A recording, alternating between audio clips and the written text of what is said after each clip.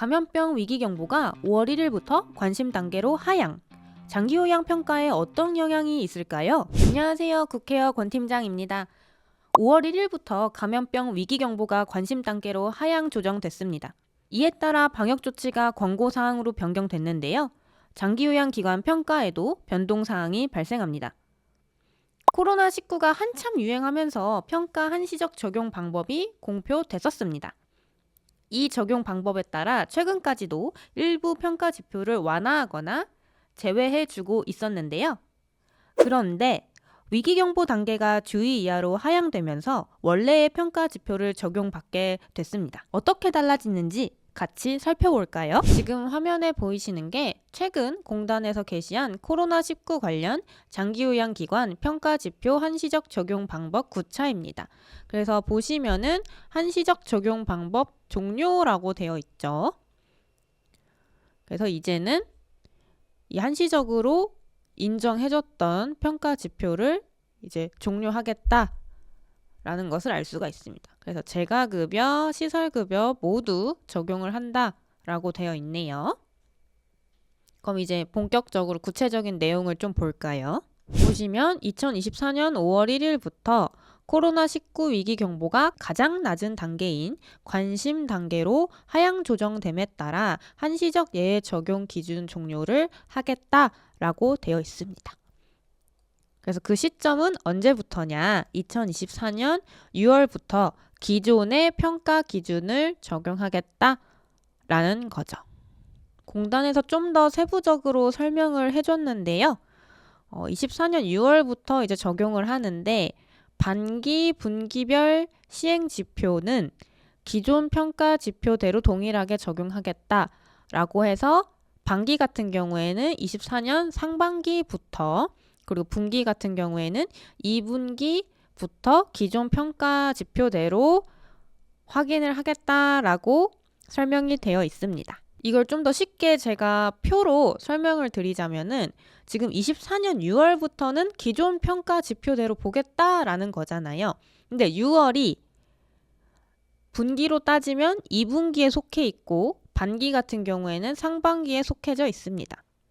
그래서 평가 지표를 보시면은 매월 확인하는 지표들이 있잖아요. 뭐 상담이라던가 직원회의 같은 경우에는 매월 해야 되죠. 그래서 이 매월 해야 되는 지표 같은 경우에는 6월부터 기존 평가 지표 적용을 받고 분기별로 확인하는 지표 같은 경우에는 2분기부터 그리고 반기에 따라서 시행해야 되는 평가 지표는 상반기부터 기존 평가 지표대로 적용하겠다라고 생각을 하시면 됩니다. 그럼 구체적으로 어떤 지표가 변동이 발생하는지 같이 살펴볼게요. 지금 화면에 보시면은 1번부터 볼게요. 방문 요양, 목욕, 간호가 해당되는 지표인데요. 직원회의 지표입니다. 저희 방문 쪽 센터들은 이 직원회의를 매월 해야 되죠.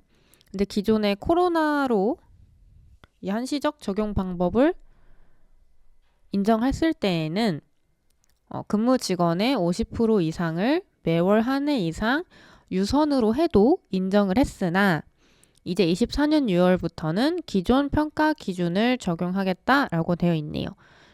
그럼 기존에는 어떻게 되어 있었냐? 대면으로 회의를 했어야 했습니다. 그러니까 비대면 이제 인정 안 하겠다라는 거죠.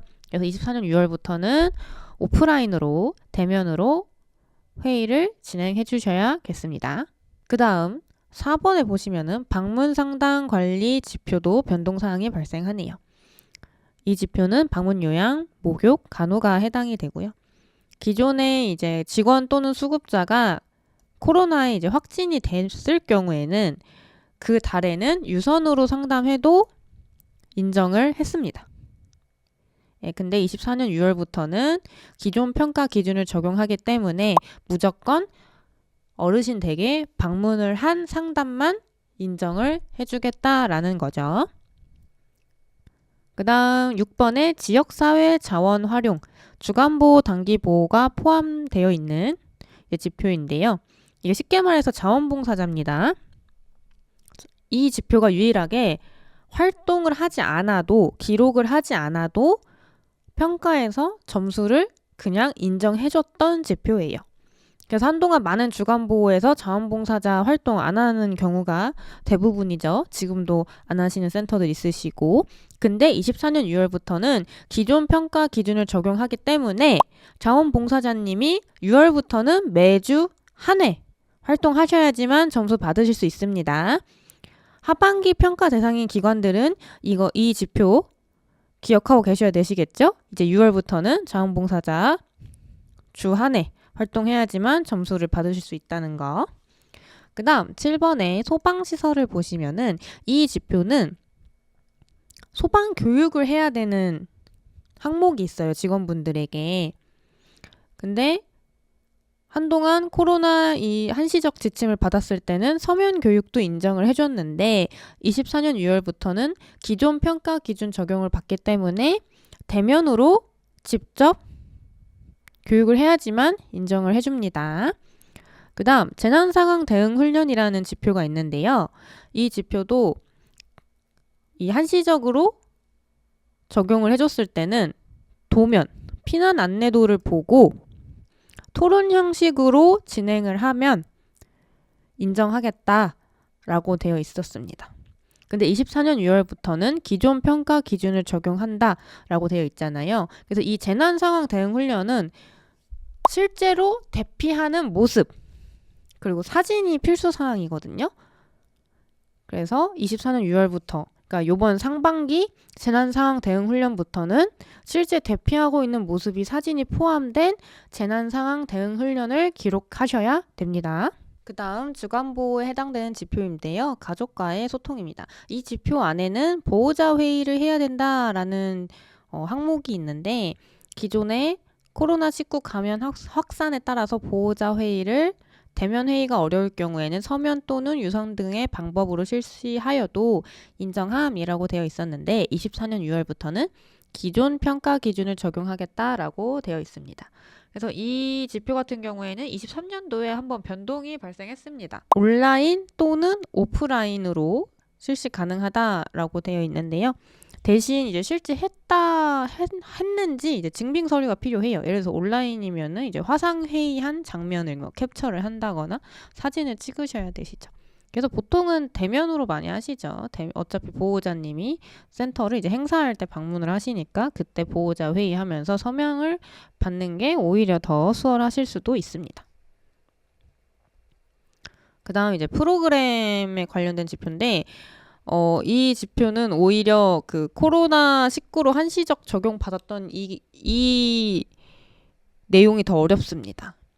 뭐 소규모로 편성을 하거나 이제 철저하게 방역을 했고 그리고 기존 계획과는 이제 다른 부분은 이제 객관적인 근거 자료 뭐 보건소 공문이라던가 뭐 어르신들이 코로나 걸렸다 이런 증빙 자료를 해야지만 뭐 주 한 해 해도 인정을 해주겠다라고 했는데 저는 이게 오히려 더 어렵지 않았나 싶었어요.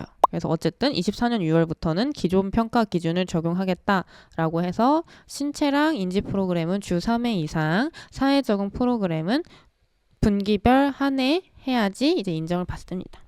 주간보호 같은 경우는 프로그램을 많이 하시기 때문에 이 횟수가 누락되는 경우는 거의 없으시더라고요. 그 다음 이제 복지용구에 해당되는 지표인데 복지용구에서도 이제 수급자 상담을 해야 되는 지표가 있습니다. 그래서 기존에는 이제 유성 상담을 하여도 인정을 했으나 24년 6월부터는 기존 평가 기준을 적용받아가지고 직접 방문 상담을 하셔야 되십니다. 자, 여기까지 감염병 위기경보 관심 단계 하향으로 평가에서 변동되는 사항에 대해 알아봤는데요. 정리를 하자면 2024년 6월부터는 기존 평가 지표대로 평가 준비를 해야 합니다. 비대면을 허용했던 일부 지표가 이제 대면으로 진행해야 하고 주간보호와 요양원의 경우 자원봉사자 활동을 시작해야 하는 게 제일 큰 맥락이라고 볼 수 있습니다.